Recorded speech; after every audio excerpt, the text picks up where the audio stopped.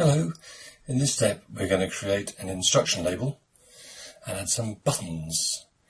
So there's the screen where we are so far. So we've got our logo at the top there, we've got some text within there, and I've got no buttons. So let's first of all look at the instruction text.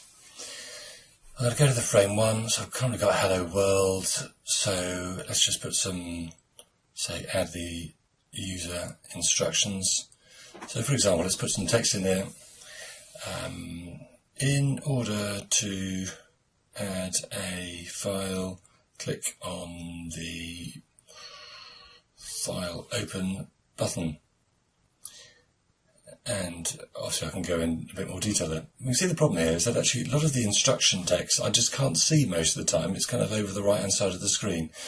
If I run this, it'll appear quite happily, but from a sort of maintenance point of view, it's harder to make an edit to it. So what I can do is I can just put a carriage return in there, and it'll automatically close off the quotes and then start another quote. Now, even though I've got that now on 3 lines, the system will handle it quite nicely.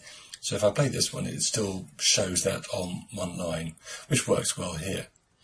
Actually, I want to have this displayed on other lines. I can put a escape character and then followed by the N, and in fact the escape character, it says don't print this, and then wait for the next instruction, and the N stands for new line. Now we have slight problems with this as far as the positioning goes. So we can see things, yes, it's put things on 3 lines, but they're all centered at the moment, so I need to change the justification on that. There's a whole load of things actually you can do within the positioning. I sometimes find actually these ends within the same bit of text can cause a problem. And frequently what I'll do is I'll just add them at the end as a separate little kind of item within that, just by using the concatenator, and that can help things. So if I just put a plus within there, and then quote, and I'll then just add the new line sort of within there. And that, it won't work, it won't make any change for this one, but that can sometimes resolve the issue when you have extra kind of spaces around the place. Sometimes you can find that the problem occurs that when you first set it up, it remembers some of the things. This isn't going to resolve ours, but if you put something just sort of simple text in there, didn't like that, and close the brackets, and in that case, then when I then put it back again, this isn't going to resolve it, but when you do, and I've got an extra bracket in there, which I'm going to want to remove. Let's put that as that separate carriage return within there. And that can sometimes resolve it, not in this particular case, but that can help. Something else you can do is I can say where the label is going to be positioned. So again, this won't work for us, but it's a useful thing just to be aware of. So within the label and the grid here, let's just zoom in a bit. I can put a positional row and column information within there. So I say row 0, comma, column equals 0 as well, followed by a comma. Again, that's not going to resolve it, but some issues, being able to position the grid information can help too.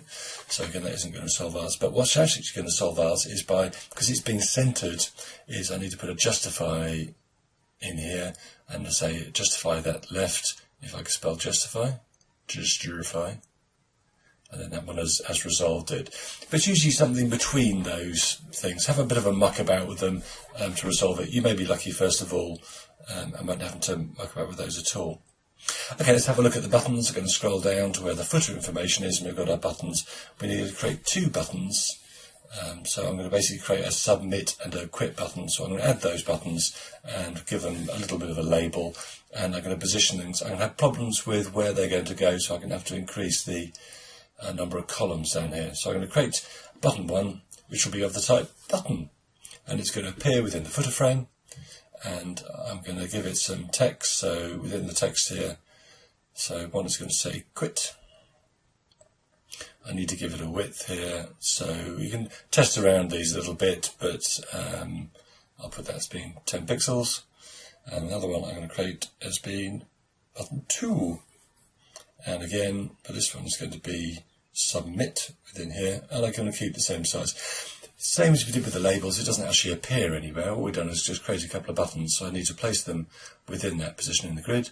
So I'm going to get btn1.grid, and then what I'm going to do is put the row equals, I'm going to keep these 0 rows, but actually the columns, I'm going to have an issue with those. So I'm going to put that as column 0. And I want that to be sticky, so I want that to be over to the right hand side. So I'm going to put that as being east.